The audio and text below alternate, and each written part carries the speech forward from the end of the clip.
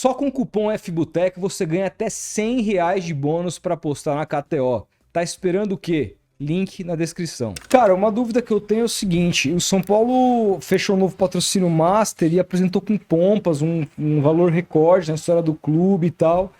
E aí, poucos dias depois, o Corinthians apresenta um patrocinador pagando mais do que o dobro.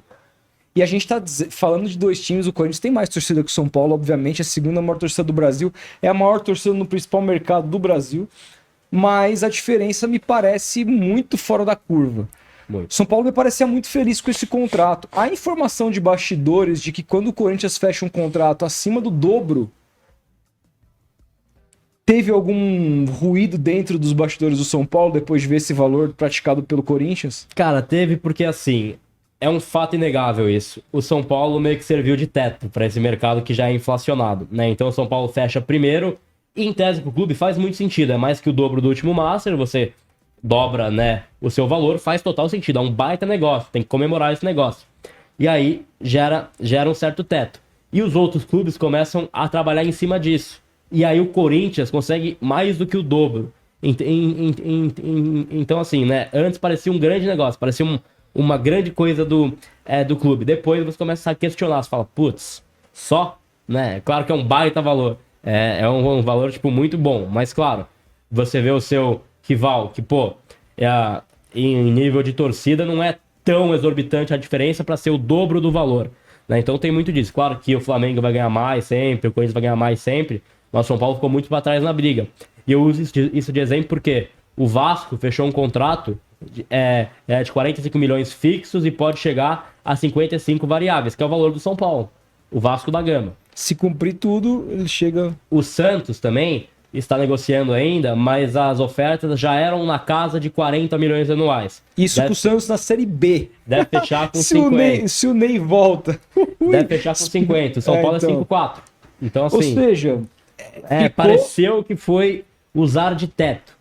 Acho que São Paulo, de repente, precipitou-se ao firmar esse contrato com a Superbet. É um bom contrato, é um baita contrato, mas é estranho, né? Ao mesmo tempo, eu tenho dúvida da forma de que essas marcas que estão entrando agora vão cumprir, né? Eu tenho dúvida sobre isso. Eu tenho dúvida sobre as casas que chegam aos montes, oferecem tanto e tal. E eu quero ver na prática isso, né? Até a Leila falou, dá o contrato, eu quero ver. E aí, assim, até abrindo uma coisa pessoal nossa aqui, na época que a gente começou a receber propostas de casas de apostas e tal, eu tomei muito cuidado para escolher com quem que a gente fecharia, não só em termos de valores, mas em termos de casas que eu confiava e conhecia.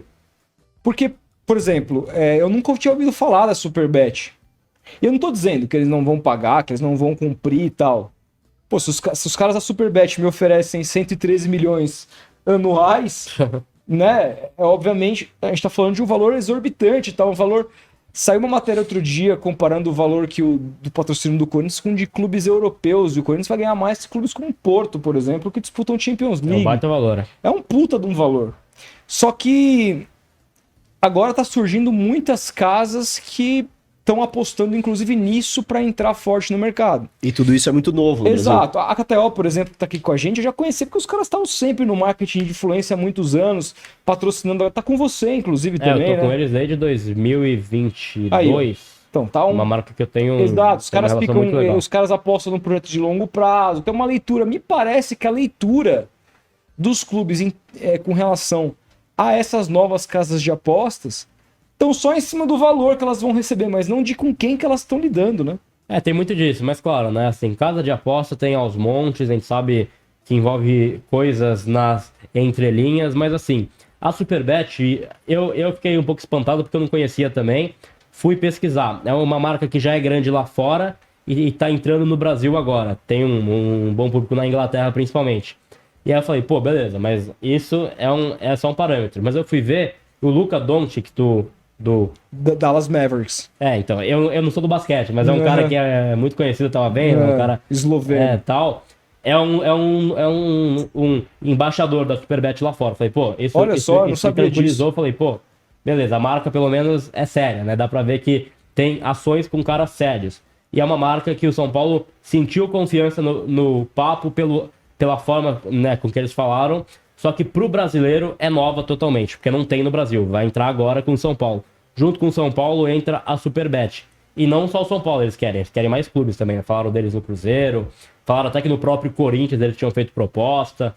Então começa E por que o São Paulo jogou a final da Supercopa com a Sportsbet.io na camisa? Foi um acerto feito na hora da assinatura, não sei dizer por qual cláusula, mas foi um acerto feito entre as marcas. E aí, isso é muito bizarro, né? Porque o São Paulo joga com a Sportsbet.io aqui. E o técnico joga de Superbet, você viu isso? E aí ganha o título e mostra aqui na manga o S da Superbet. Exato. Uma coisa bizarra, assim, uma coisa...